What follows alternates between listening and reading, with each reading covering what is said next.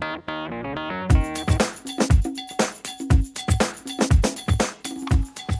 everybody, for those of you who don't know me, my name is Jennifer and I'm an interior designer.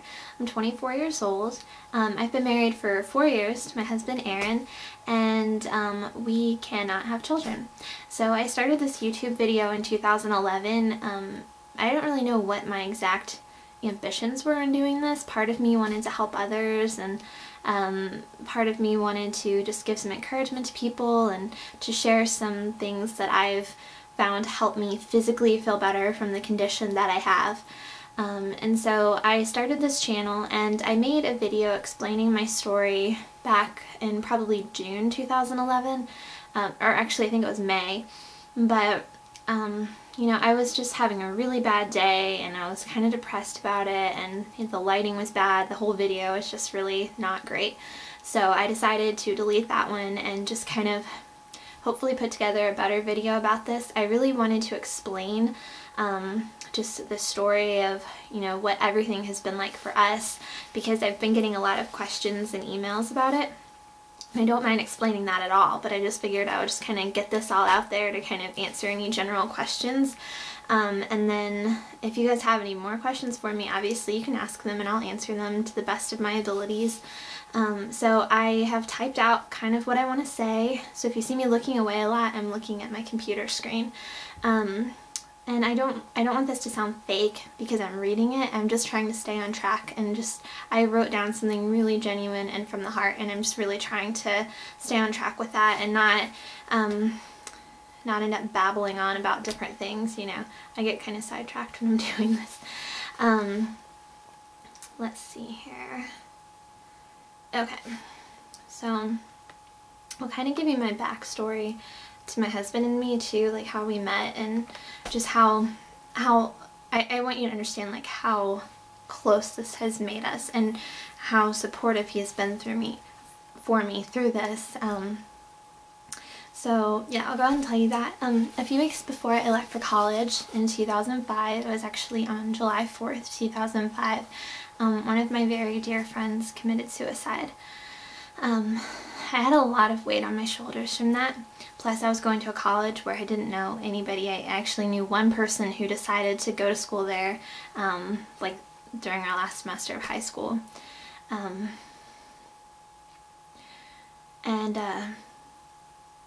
I didn't know anybody, but fortunately I made friends really quickly. I was having a really hard time with everything, and God really blessed me with a lot of friendships that really helped me get through that hard time.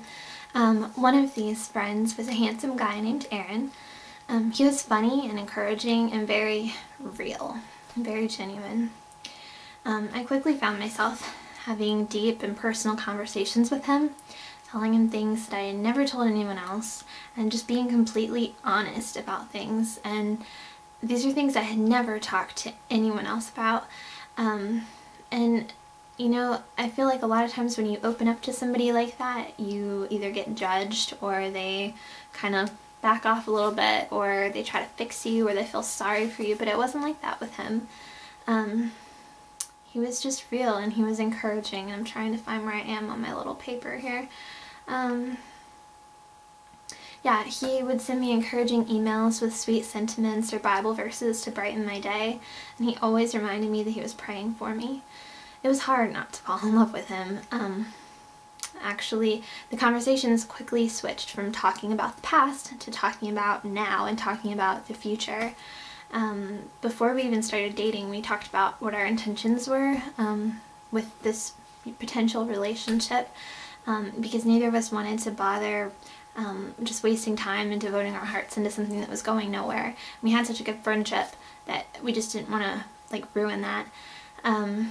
So we continued to grow closer in our friendship and really fell in love with each other. We started dating a few weeks later, about 2 months after we met. We continued to talk about marriage quite a bit, and I remember one night we were talking on AIM, remember AOL Instant Messenger? I don't even know if it's still out there because I haven't used it in years, but it was the thing before Facebook. And so we were talking on AIM one night when we should have been studying, and we were just kind of talking about like what we wanted out of our lives, and the topic of kids came up, and I told him that I you know, I thought I wanted 3 or 4 kids, but I did not want to have kids until I was like in my late 20s.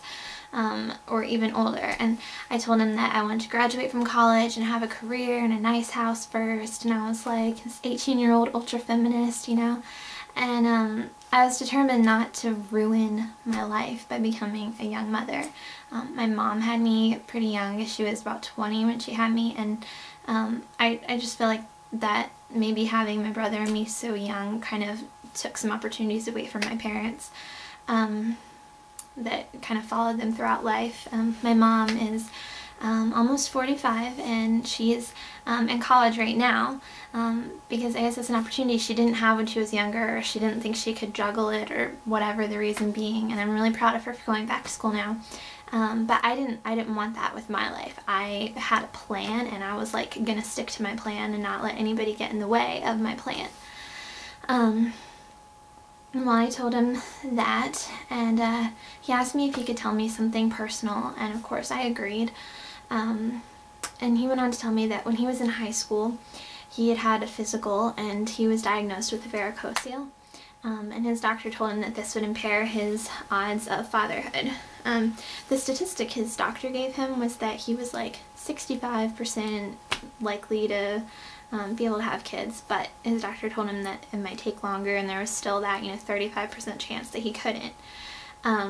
But, being young and hopeful, I told him, well, it's still a 65% chance. I'm sure you'll be able to have kids one day. And, even after hearing that, I never dreamed of the possibility that we would be going through everything that we've gone through with infertility. Well, one thing led to another, and soon he asked me to marry him. Prior to even meeting one another, we had both each made commitments to sexual purity before marriage, and we were engaged for 1 year and 3 months, and obviously it was challenging to keep that commitment, but we did. So because we weren't having sex, I had never been to a gynecologist before, and I wasn't using the pill or anything like that. So to be completely honest, I really didn't understand how all of, my plumbing worked. I knew how, babies, where they come from and all that, but I didn't really understand the whole, process of, ovulation and, how all that works and the different hormones that are involved and things like that. And nobody had ever, really explained that to me in great detail. I guess, most other 18-year-olds, the gist of it, but you don't know the science behind it. So one night, it was October 2006, while we were engaged, I was studying in my dorm, and all of a sudden I got this sharp pain, halfway between my belly button and my right hip bone. And if I can get it on this camera, I'll try to show you. Okay, so here's my hip bone, here's my belly button. The pain was right about there. I lost my place on here.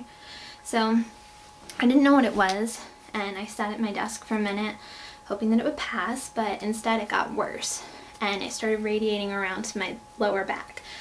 And under a minute, the pain was so bad that I was fighting the urge to throw up. So I limped down the hallway to the disgusting dorm bathroom, and I knelt in front of the toilet, sure that I was just gonna toss my cookies. All of the color drained from my face. I had no idea what was going on, but it was bad, and I had no idea what it was. What I'm about to tell you is really personal, and it's one of those too much information stories, so if you're uncomfortable hearing that, you can just stop watching my video. So anyway, I was in the bathroom getting sick, and I got the urge to pee. So when I did, I noticed that it was pink with blood, and I knew I was still about 2 weeks away from the time that my period was due, so I didn't know what it was. Because of the amount of pain I was having, I was just oh my gosh, it's probably a kidney stone or something. And then I was thinking, oh my gosh, people are serious when they talk about how painful this is. So I went to the emergency room, and I knew I wasn't pregnant, obviously, because I was still a virgin. And I went to the emergency room, but they still want to run all those tests just to be sure. And they did an ultrasound to see what was going on, thinking that my ovary had ruptured or something. And they checked my urine to make sure I didn't have kidney stones or crystals or anything like that. And I lost my spot. So the doctor did my first pelvic exam and vaginal ultrasound, and it was absolutely horrifying. And she ended up telling me that she could see where a ruptured cyst, like I guess just like a hole pretty much on the side of my ovary, where a cyst had been, and she told me that was what had been causing the pain. But she didn't tell me anything else. And I had a lot of questions, you know, what is a cyst? You know, is this normal? Is it going to happen again? Is this going to make me not able to have kids one day?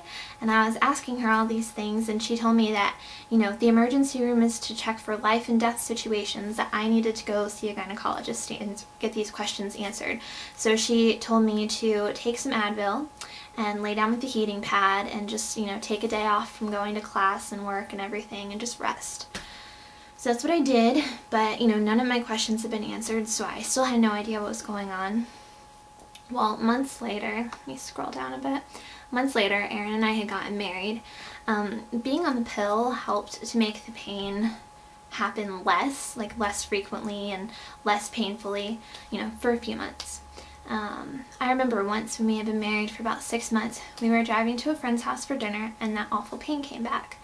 When we got there, I had to lie down for a little while because I just felt like I was gonna die. It was bad, and when I went to the bathroom and I noticed I was spotting, but like the last time, I was still a couple weeks away from getting my period, and I was on the pill, so I knew that it was nothing like a tubal pregnancy or something like that.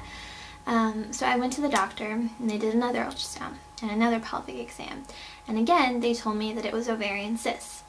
And then they went on to tell me that cysts are just a normal part of ovulation, and that it happens to everyone, and that I just must have a really low tolerance for pain.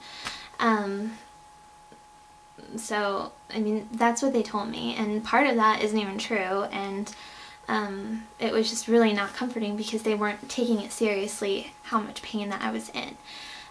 This video is at 12 minutes, so I'm going to wrap this one up and then put the rest of this in part 2.